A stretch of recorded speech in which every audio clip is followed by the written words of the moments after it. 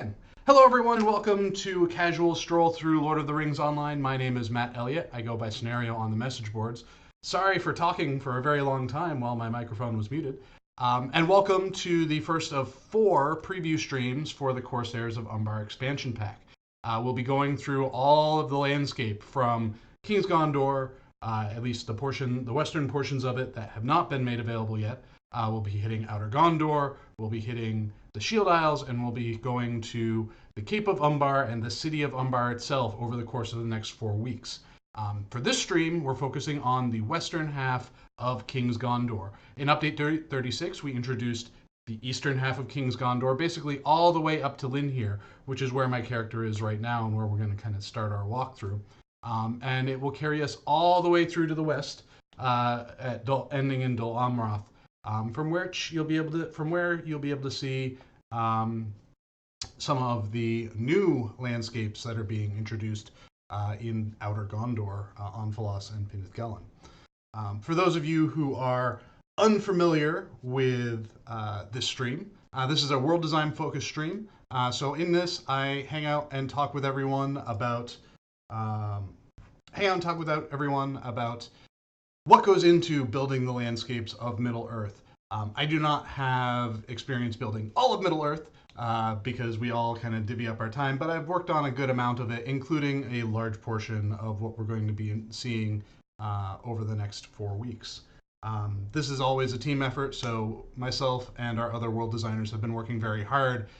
Basically, since we finished working on Before the Shadow, to bring all of this landscape to life, starting with what we did in Eastern King's Gondor, and then just kind of working our way west, and now heading south. The biggest changes being, heading south from here, going into the Shield Isles and Umbar, brand new biomes to experience. But let's get things started here with our adventure. Oh, that's a bit too fast. Our adventure through Linhir, the streets of Linhir, ending up in Dor in Ernal. So when players were introduced to this area in Update 38 or 36, I'm sorry, they kind of ran into the gates that were blocking passage further to the west. And as part of this update, Update 38, those gates have been pulled down. There are also some additional impassables, particularly, don't mind my very prototypey map, north of Malberth and near Ost-Anglabed, where we had an impassable line going along here. Those are all pulled down as part of this expansion pack as well. So before I head into here, we'll get a quick view here. I'll go through and see what we have for some questions. Also, another thing to remind folks, I sometimes forget to have a drink while I am hanging out with you all. So if you haven't seen me have a drink in a while, please, in chat, remind me to take a drink. I've got some seltzer water, I've got some ginger ale, so I'll be all good for the remainder of the stream. All right, so let's see if there are any quick questions before I dive into Dor and Ernal. Let's see. All right. So Druid's Fire says, I think I have a tiny concern. Will it leave a goodly amount of landscape unspoiled for players to discover for themselves when it goes live? So in Dor and Ernal, in most parts of Western King's Gondor, we've done very similar to what we had done in Eastern King's Gondor. We expanded the amount of playable landscape, pulling down the impassables where it made sense, and actually introduced a whole new area to the Cape of Belfalis, called the Mountains of Belfalis, which we'll do a run through as we're progressing through here. Very similar to what we've seen in King's Gondor East.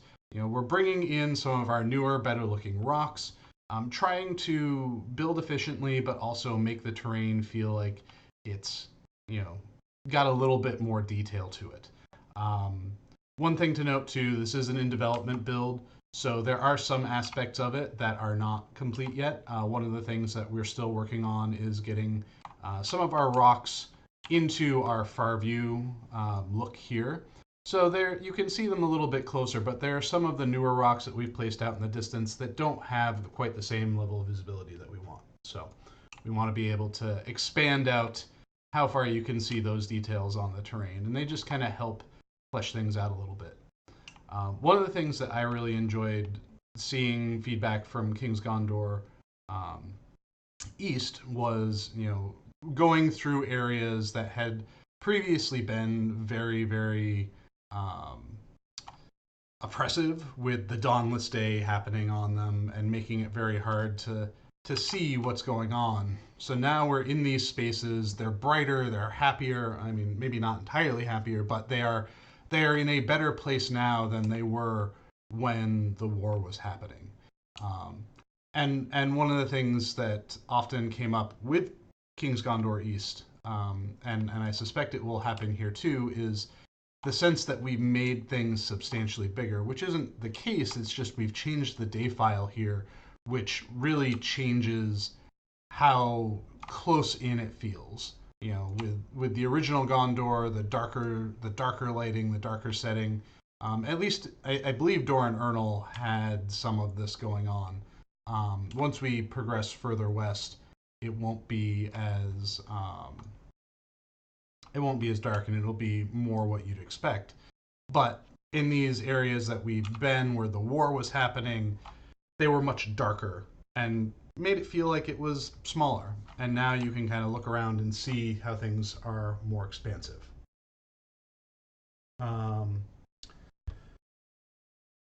So Tali Rion says, and again, I'm sorry if I butcher anyone's names. Is there any specific reason that there is a wall of death when swimming south from Lynn here, while we get a forbidden area message and a port to the start area in regular Gondor?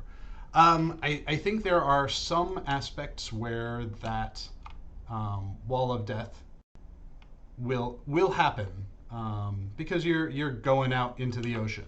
Either way, you'll still get sent back to a defeat location. Um, I think we have employed the wall of death as a way to, with absolute certainty, make sure that an area is not accessible by players, which is not always something that a unexplored territory thing is a great solution for, especially if people can find ways to bounce in and out of it. Whereas a wall of death is very much a that's it, you're not going any further kind of experience. We don't like having hard walls within the interiors of spaces that we've built, but we do need ways to make sure that the exterior edges, people can't go beyond them, because at that point it reaches undeveloped spaces. All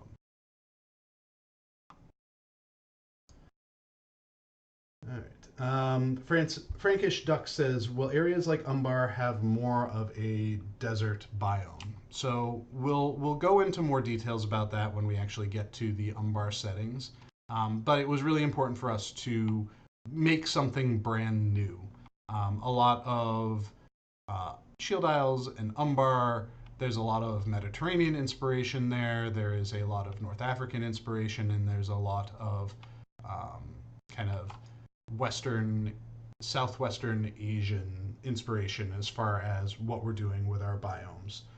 We spent a lot of time kind of looking through different photograph albums and documentaries and whatnot about those areas, and just Google searching the kinds of looks and feels that we wanted to bring into those spaces.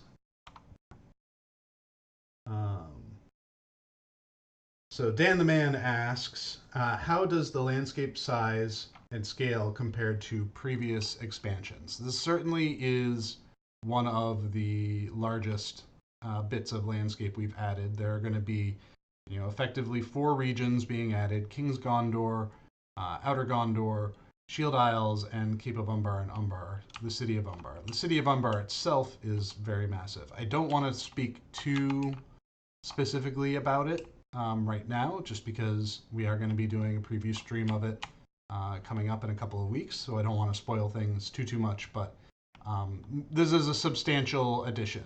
We do have some benefits in regards to King's Gondor East or King's Gondor West, where the height map in the landscape is by and large built already. We don't have as much to produce, so that gives us a little bit of savings, at least in terms of our construction of these spaces, not necessarily in terms of the content that's populating it, but in terms of the construction, we do have a little bit of savings here and there by being able to leverage what has already been built.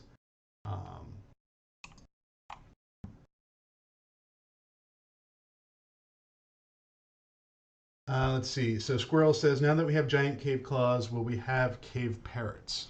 I would say there are certain birds of a certain size that you can expect to see in certain areas other than what I'm previewing right now.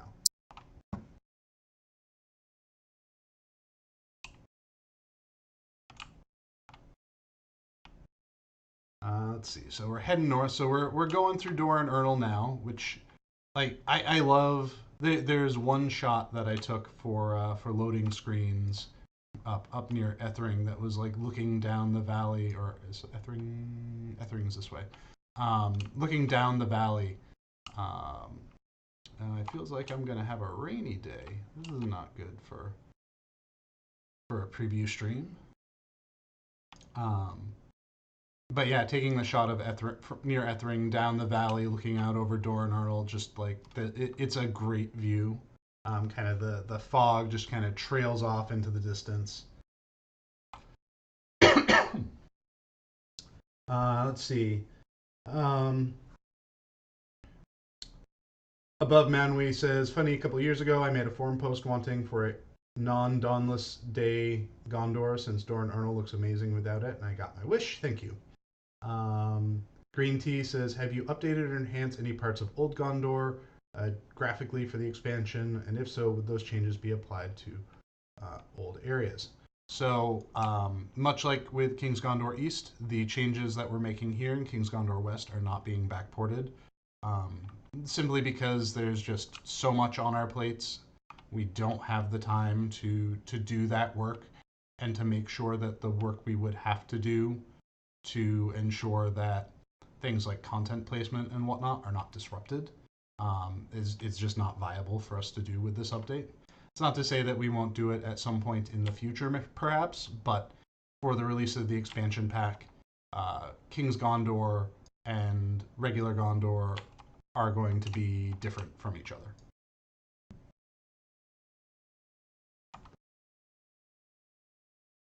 Let's see.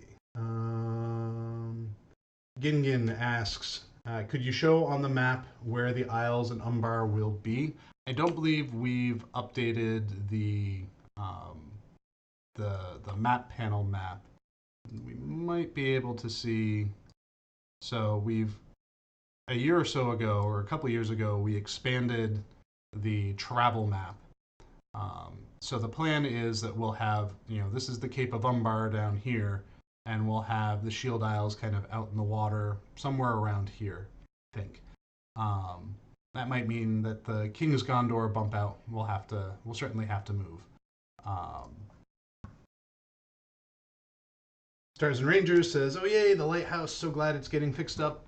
I think one of the interesting things about the western half of King's Gondor is, unlike the eastern half, which was where the majority of the war was happening, there are a couple of spots here and there, but for the most part, this section of Gondor was relatively untouched as far as the battles go.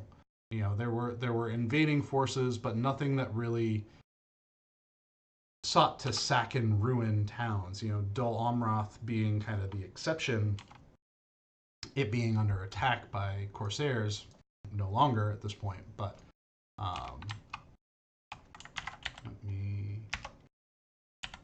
let's go.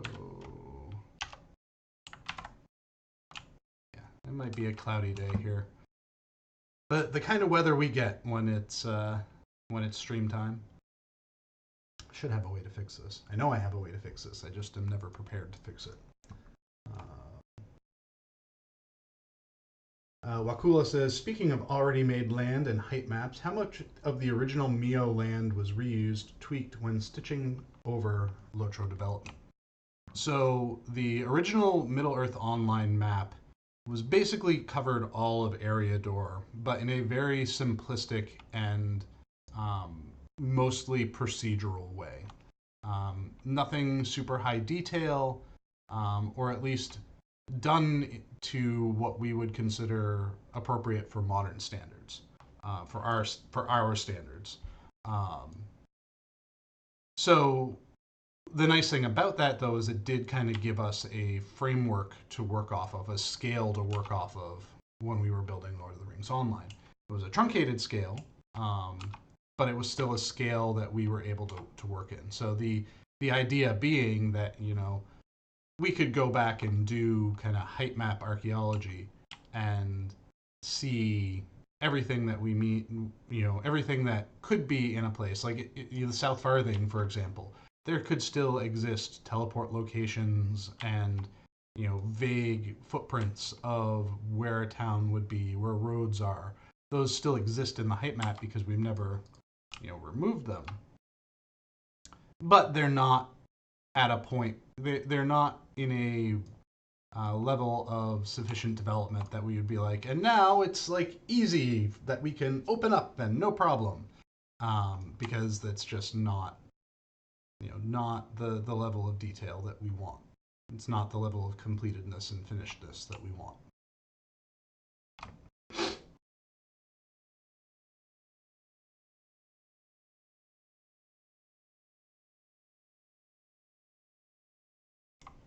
All right, let's see. Stars and Rangers says, "How about some water for you?" Thank you for the reminder. I just took some. Do love my flavored seltzers. It's better than me drinking soda all the time. I say that having a ginger ale right next to me too.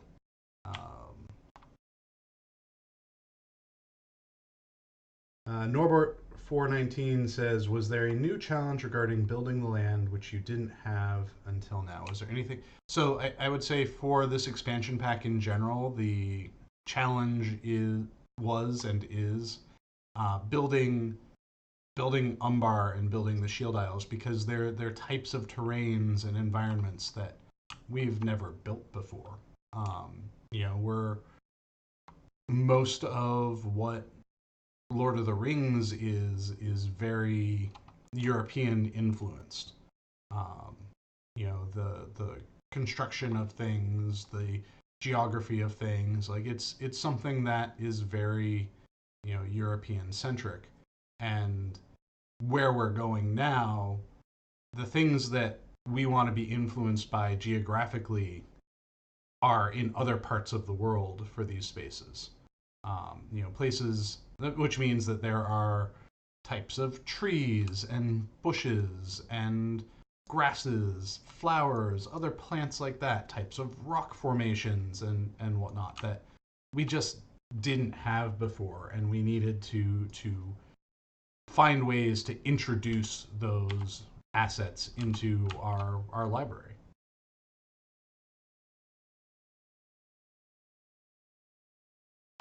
Let's see.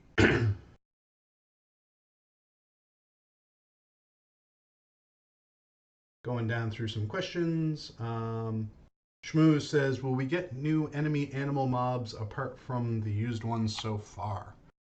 So there are a substantial number of new creature types, as well as, or not necessarily new creature types, but variants on existing creature types. So that they should have a good new look and feel to them that are coming as part of the expansion pack. You know, outside of landscape, that was another area that we really wanted to spend some money on, is bringing in, you know, some fresh looks to old favorites, as well as a few new types of creatures to kind of round things out. Gondor and King's Gondor and Outer Gondor are a little bit more familiar. It's when we start moving to the south across the ocean. That's when the bestiary starts to wild up a little bit more. Will there be certain graphical improvements when the expansion comes back or comes out? There aren't any really specific graphical improvements that are coming as part of it. There are some new tools and functionality that we've introduced to help us better handle and manage things like terrain types. Some of you may have seen the purple far terrain stuff that's been going on live right now. That's an unfortunate halo effect of the new stuff that's coming out, and we hope to have that resolved as part of the update 38 expansion pack release as well. The biggest issue was trying to figure out how to fix it and why, like, I could fix it in my tools, but certain other tools were unfixing it and that sort of thing. So we're working on resolving that. But as far as other new graphics features and whatnot, there's really not a ton, at least not anything that my team specifically is taking advantage of. I know there's been some work that's being done on how shadows and lighting work, but I don't think it's going to be something that is as revolutionary a change as, you know, even the change in per pixel lighting from a couple years ago was for Lord of the Rings. So now we've stepped out into Lamadon. So this is not a Dawnless Day area, but this is an area that has seen some growth in it. The valley is a little bit wider, the slopes are more accessible. So you'll be able to get into here and see a little bit more of a familiar space. Okay, and the server's hanging, so we'll wait here for a second. I'll answer some more questions while the server finishes hanging for a little bit. So Nenrest says, what in particular have you guys been influenced by for Umbar and the Shield Isles? North Africa? Like I mentioned before, we're leaning towards Mediterranean and North African plants and fauna and whatnot for Umbar, and even some from a little bit further east as well. We wanted to have a more arid tropical vibe to things, particularly once we start pushing inland and start hitting deserts. We needed less lush deciduousness and more stuff that can live in those dry and arid lands.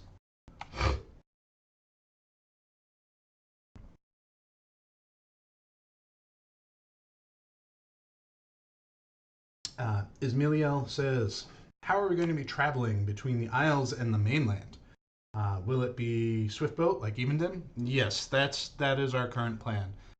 Currently in our test realms, we do not have anything set up for that kind of travel, but one of my efforts, probably within the next couple of weeks, will be to set up a travel network system using the boats. So we'll have dockmasters kind of connecting places like Dol Amroth and Dol Amroth, maybe Lynn here, and the places in, I think there's going to be one in Outer Gondor I want to connect to, as well as a handful in the Shield Isles and Umbar.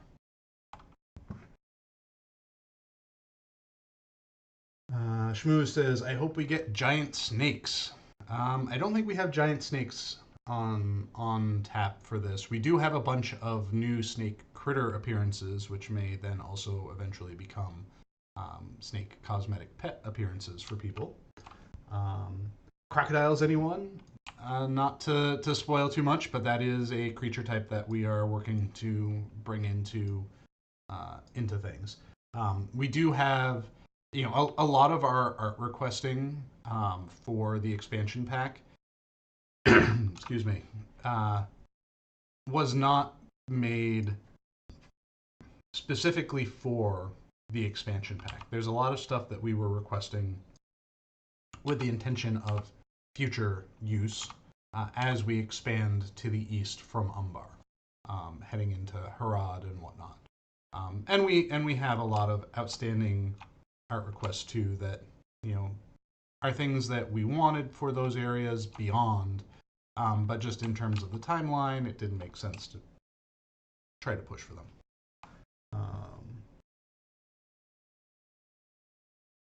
Yao Deco Dumayu says, so how many new deco items planned for 38 billions? So actually, I probably won't have enough time in my schedule to produce a ton of deco items like I had in previous updates. That bomb may come as part of a later update, maybe around Christmas time or in January at some point. I know there will be a bunch of housing items made available, but there will probably not be the volume that I've done anyways when I've introduced things like Erebor housing and Lindleby and whatnot. Mostly because I've got a lot of work to do still, and the whole team has a lot of work to do, and it'll probably be better and safer for us to not try to also push to get all of that sort of stuff in. So one of the things you may notice too, as we're wandering around in here, is King's Gondor West has far more stable masters than the original version of Gondor did. And some of this stems from my own playthroughs of Gondor, and being somewhat frustrated that we have all of these towns kind of scattered around, and very often you end up running around and feeling like the towns aren't connected. Each area has one stable, even though that area may have 3 towns associated with it. So here we are up in Tarlong's Neck. Some of you may have been familiar with this area before, where it was much, much more hemmed in, much more in a valley. This area is now kind of spread out and in a kind of more of a shallow valley with more open space in it. We'll run up the hill here. I think before this was a little bit more hemmed in than it is now. Working our way up into Blackroot Vale and down and over. I'm liking how the fog here feels like it's settling into the trees. I wish at some point we could get like real, actual volumetric fog, but I'm not sure. Not sure when or if we'll be able to do that. Dan the Man says, any plans on bringing stable hooks or ambient lights to Dol Amroth premium housing? So if you're talking about the Belfalas housing neighborhood, so ambient lights is certainly on my to-do list, and hitching posts would be a fairly easy thing to implement as well. Again, it's a case of like, how much time do I really have to do all of these things that are on my plate. I would really like to also bring in cosmetic fencing and whatnot to Belfalas and to the other premium neighborhoods. The problem is those areas weren't built at the same scale. Like, the fences aren't built at the same scale. So I would have to like rip out all the fences and put in new fences in order to make it all work, which is a substantial amount of work. Squirrel says, no Paths of the Dead post-war, I assume. From as far as I'm aware, the access to the Paths of the Dead will be closed at least for the launch of this. There may be a point in the future where something is done in there, but for this version of King's Gondor, the Paths of the Dead are closed.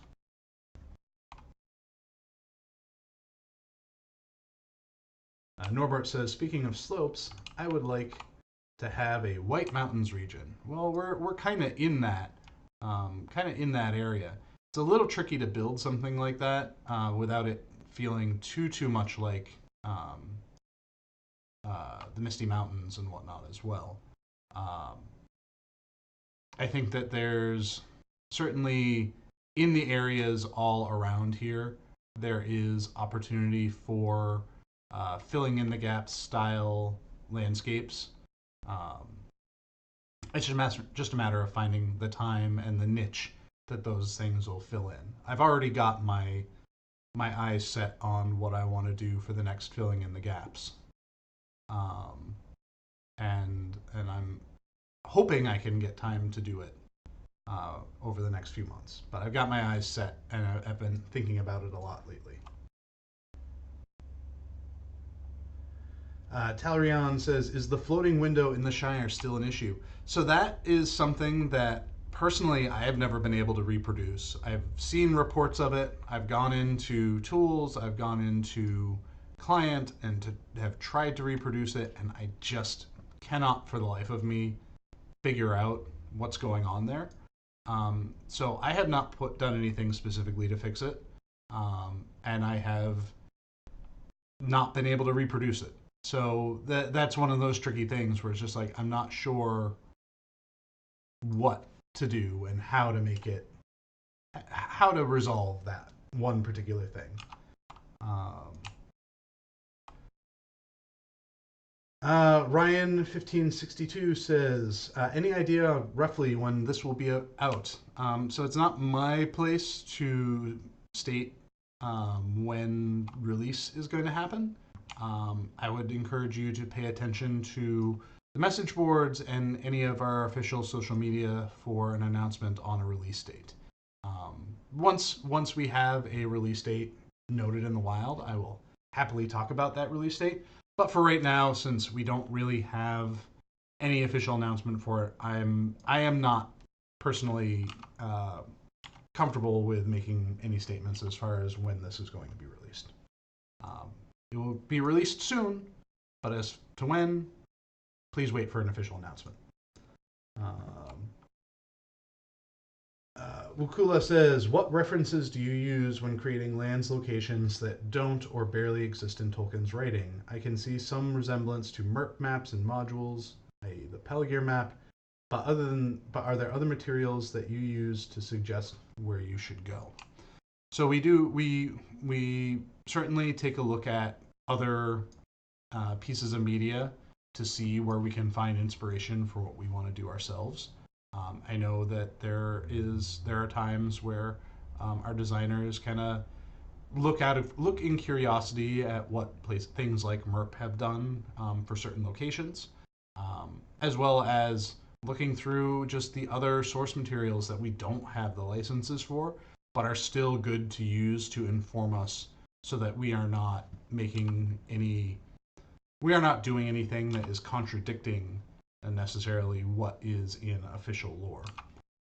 So there's a lot of that. There's also just some like creative extrapolation that occurs as part of building out something like this. You know, we may not have all of the information for a space, but we might have enough to suggest what might be going on, what kinds of cultures might be there, you know, those sorts of things, so we can kind of use our creative license to expand on what the world could be.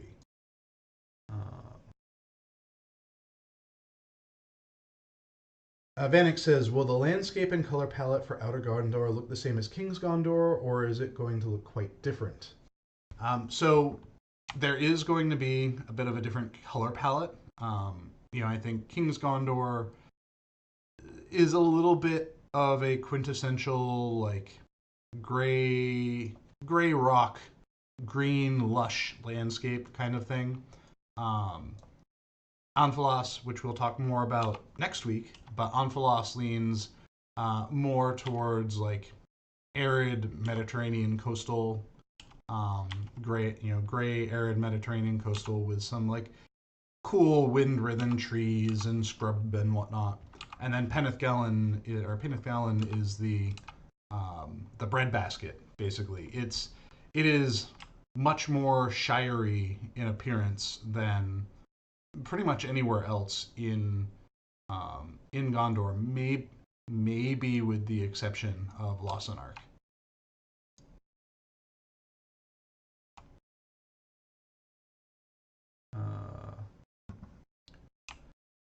Old Benny says, any new enormous housing items? I was thoroughly impressed with the enormous basalt basins from Gundabad. I'm not sure what the current rewards plans for housing items are. Usually there are, when it comes to developing housing rewards, there are usually two kind of separate tracks of implementation that happen. There's our game systems designers who generate the rewards based off of things like, rep systems and whatnot. And they usually get their first say on what they want to use and whatnot. And then I do my pass and basically fill in everything else.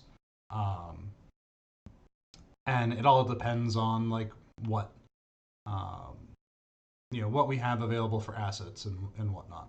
One of the things I have requested in the future going forward is if we are making any assets that are going to be unique for housing in some way. So they're not something that's like an existing asset that we've taken and incorporated into the housing system, but there's something something wholly new.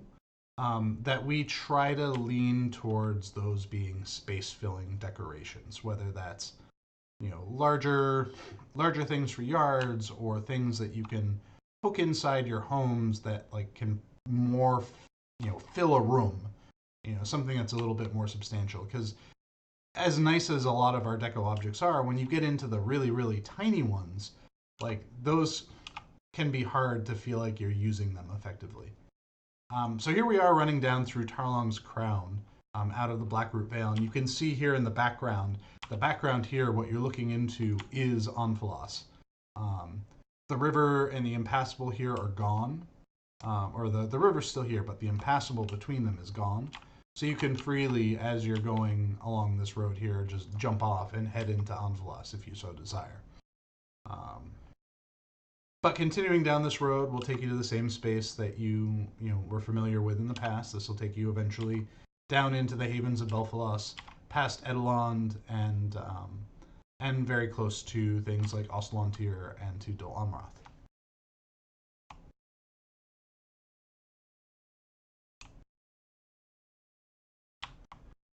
So above Maunwi says, guess you guys feel that the explosion of Mount Doom sort of changed how mountains around Mordor look, or is this your guys' regular version, rather closing in most areas? The expansion. I'm not sure what this question is regarding to. If you can clarify a little bit more, I'll happily answer it later.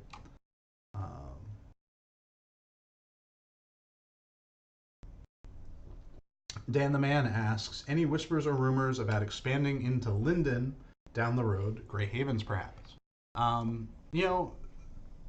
At some point down the road, we will probably eventually get there, but that is not something that is on anyone's radar in the near term at all. We are all in on Umbar, so that is the direction that we're going with things for a while now.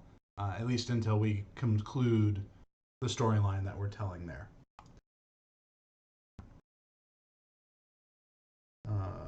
Are the Gurzul part of the expansion pack? I don't believe the Gurzul are being involved as part of this expansion. We have a whole new set of antagonists that are going to be introduced through the epic story.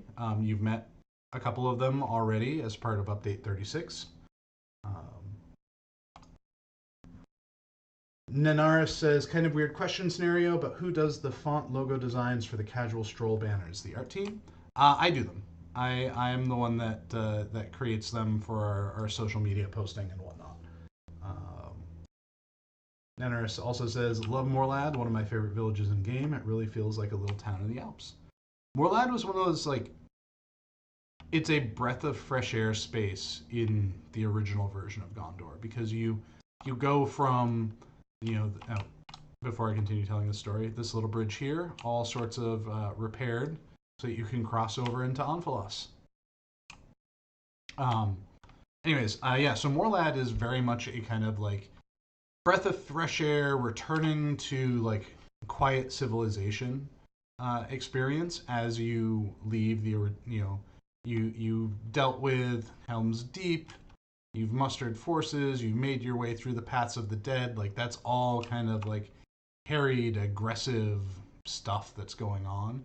And crossing through the paths of the dead into the Blackroot Vale and coming across Morlad is kind of like a, you know, finally civilization kind of feeling.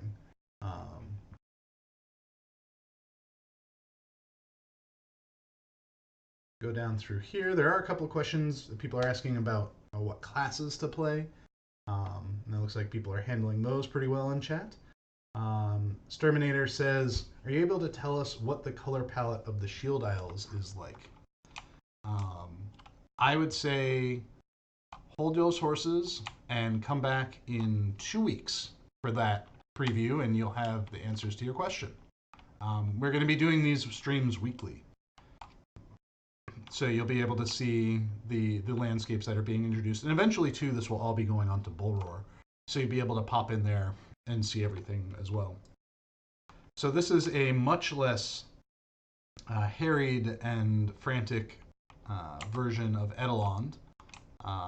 The enemies have moved out, the flowers have moved in, and things are a little bit more peaceful here. Which is nice, because I remember playing through this in the original version and how just, like, everything seemed like it was on fire, and there were Corsairs running around everywhere. So you can see the shoreline of Onphalos there in the distance. Don't worry, we'll be getting there next week. Dol Amroth there, kind of looming in the distance. This day file, even though it's not the dawnless day, it makes the things that are happening in the distance feel ominous.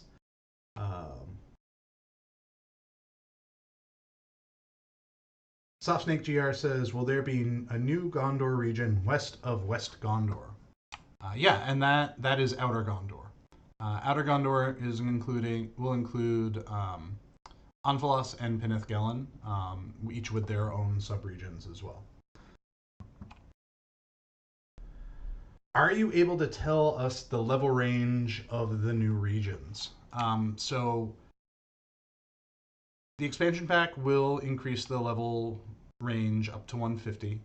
So that means that between Lynn here and the city of Umbar, we've got 10 levels of gameplay.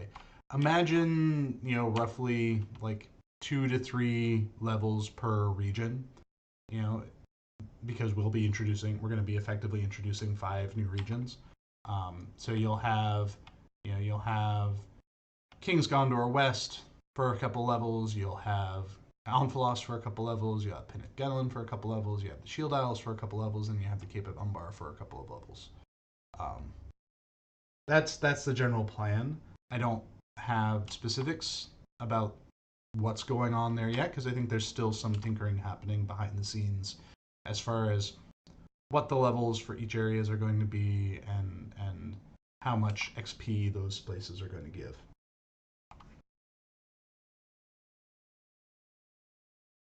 Dan the Man asks, why not remove the camps you are passing in King's Gondor?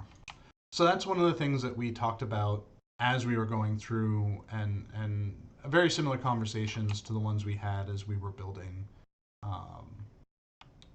King's Gondor East, is what stays, what goes, what's abandoned, what's under construction. So there are a bunch of camps that have changed a bit, have either gone away or have been taken over by animals. Those are the kinds of things that have changed as part of this pass through.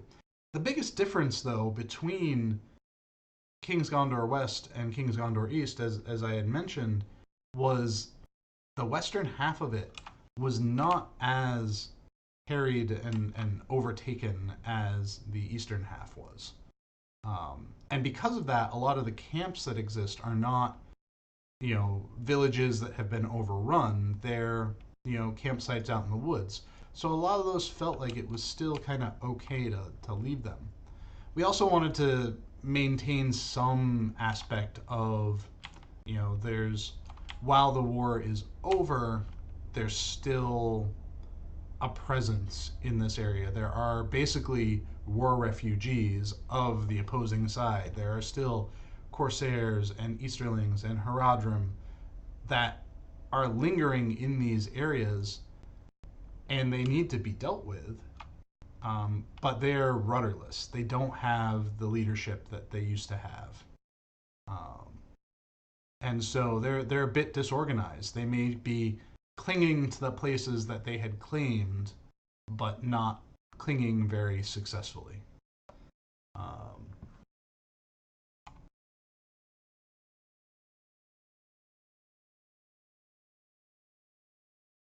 So Norbert says, "I see the Corsairs are happy to stay in Tarlung's crown." And to kind of continue that conversation, I wouldn't say it's necessarily that they're happy, but it's more like they don't have anywhere else to go. Their fleet was destroyed. They are kind of hemmed in to the south by Dol Amroth. And so like where else are they going to really go? How are they going to escape? And they're there trying to figure it out, right? Um, Dr. Power Slam says the beacon is lit. That is something that will likely change before the launch. We went through, and with the exception of one beacon in Eastern King's Gondor, all of them had their fires extinguished. And I think we just need to remind ourselves to do that on the way through what we're doing here.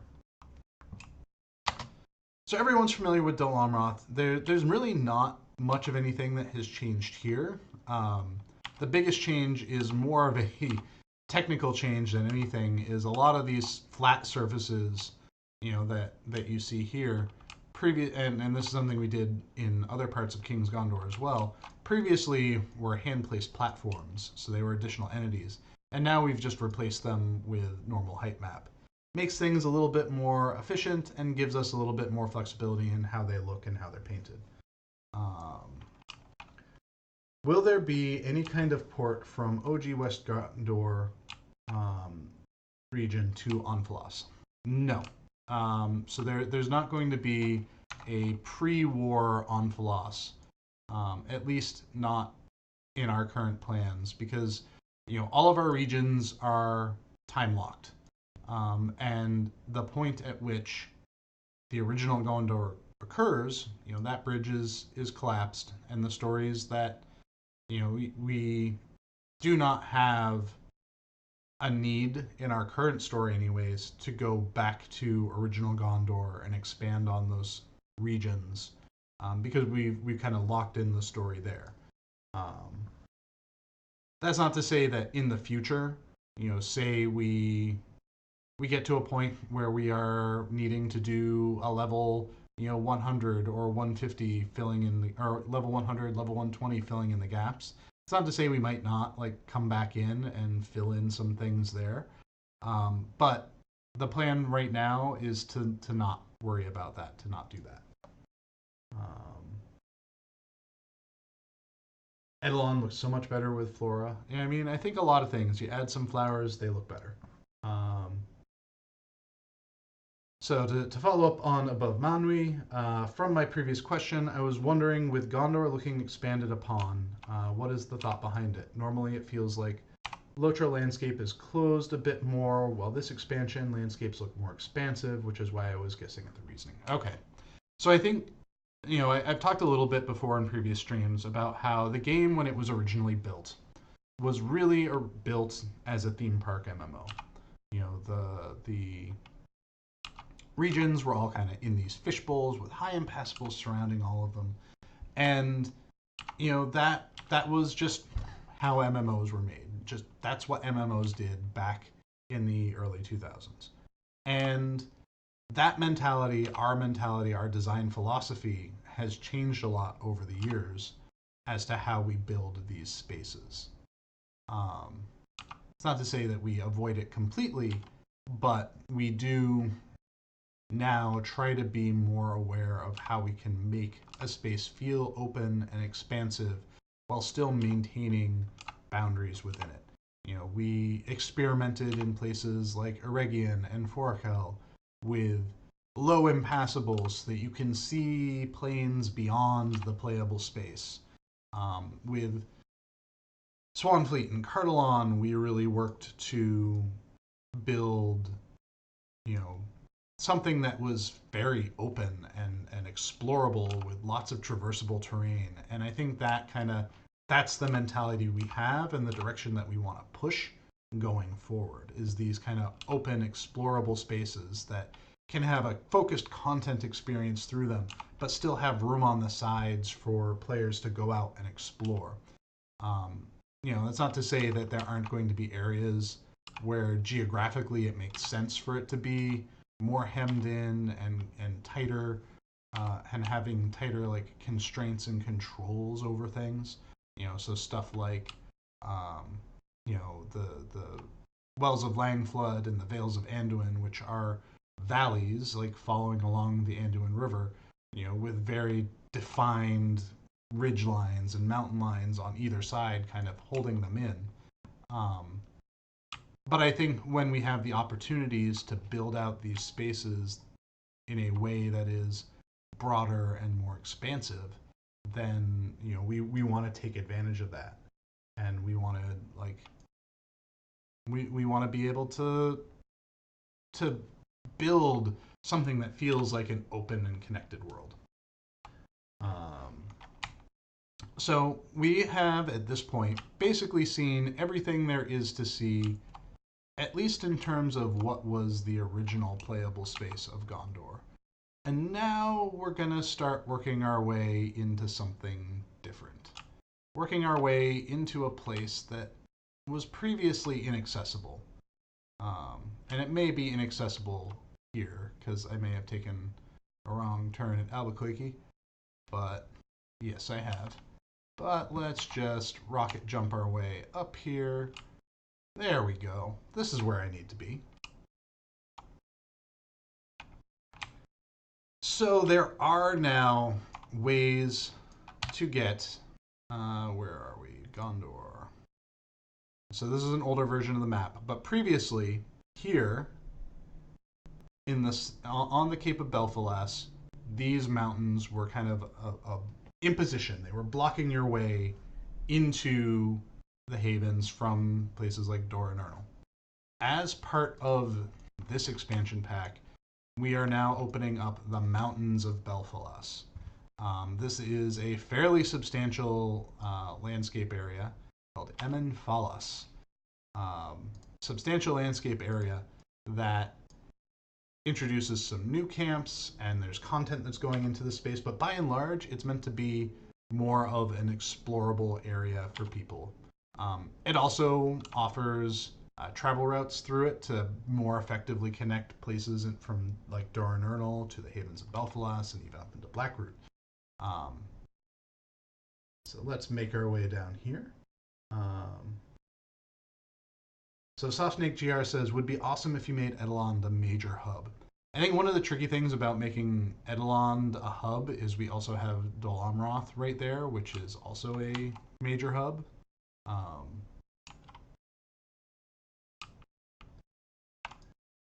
Yao asks, is U38 the biggest expansion in terms of landscape? Because at the moment, 4 regions seems like it's going to be huge.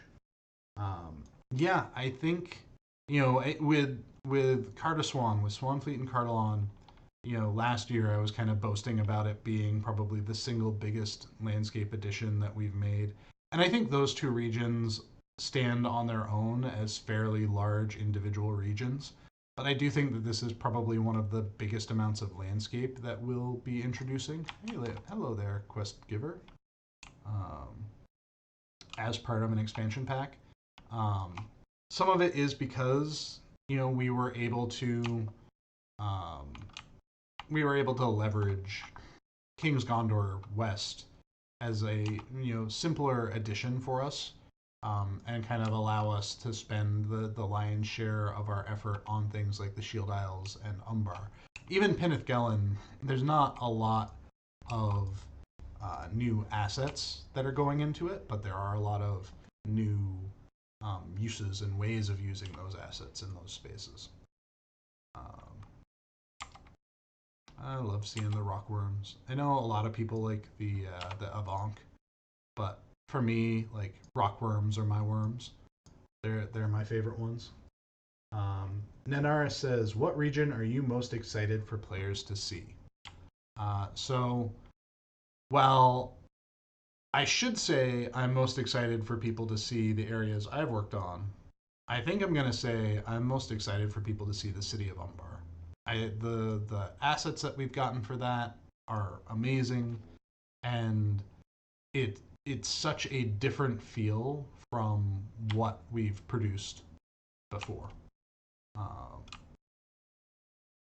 so we're really excited about that. Like it's just such a different kind of space.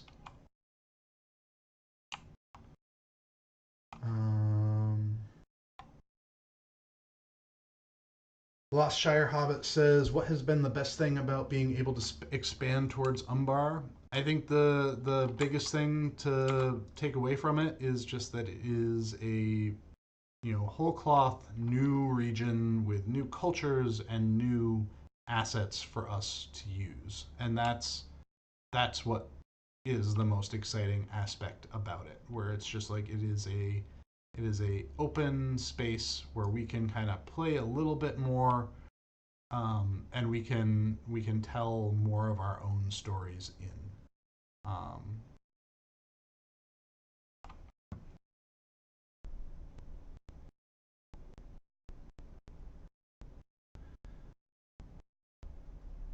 how much time is supposed to have gone between Aragorn's wedding and the expansion pack? So the Epic Book One is kind of effectively the prelude to everything that's going on here in the expansion pack. Update 36. Um, I don't want to talk too specifically about it because I don't want to bring too much into play in terms of spoilers. But Update 36 really does pick up like right after the wedding concludes, and you carry that narrative thread um, on through from there with what's coming in Update 38. Will there be more points of interest in West Gondor? It always felt a bit empty between Dol Amroth and Lynn here, besides the lighthouse. I mean, personally, I feel like there's a good amount of stuff in between those two areas, because you have Dol Amroth, you have the Watchtowers, you have Ostlin here, you have Tadrent, you've got Callambel, Ethring. There is a good amount in between those spaces.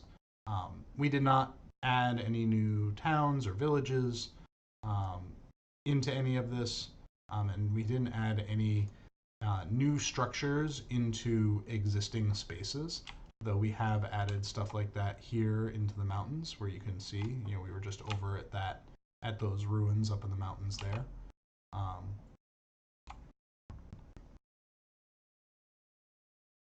let's see. There's a port, but there is a port from South Ithilien to North Ithilien that breaks the timeline. So why not the same for West Gondor? Um, in part because we haven't built that, and two, the level jump is pretty egregious. The level jump between 100 and 150. I just don't think that it makes sense for us to put in that kind of teleport, um, especially when there isn't a similarly leveled counterpart area on the other side of it. Nanara says, "Is there any ideas on the team to make it more explorer-based content, either in the form of hobby, deeds, or crafting? Would love to have reasons beyond just sightseeing to go to out of the way places, and even return to niches in old zones." So I'm going to pause here, answer a few more questions, and then wrap up, continuing with Nanaris's question, and then we'll call it a day, or we'll do a few more and then call it a day. So I think there have certainly been some conversations internally about other hobbies that we could introduce that would kind of leverage more of that explorer gameplay kind of experience. No details beyond just we have ideas and we just need to figure out how doable those ideas are. Ponton Finberry says, "Will you be able to get Belfless homesteads in King's Gondor, or is that only in Old Gondor?" That is only in Old Gondor. We have considered putting the neighborhood gates into the Belfalis neighborhoods from King's Gondor, but there wouldn't be an eloquent way to get back or an elegant way to get back. So right now we're just kind of like leaving it as is. I think the gates are blocked off at the moment.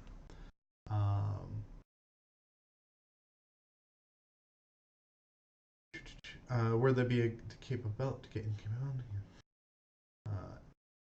Let's see. We'll scroll down through some more questions. Wakula says, "Who makes new assets that you are getting in-house?" Yes, we have both an embedded artist who works directly with the world team, as well as our art team in general that supplies art needs, or that handles the art needs for both games at SSG. Is it possible to make an option to make frills disappear when they come close to camera? Frills are super annoying while playing with small folks, but removing the frills completely is not something I would like to do. Certainly something we can investigate. I know there are a lot of games that do this sort of thing, so there may be a good case studies that we can reference to kind of do something like that, but no ETA on that.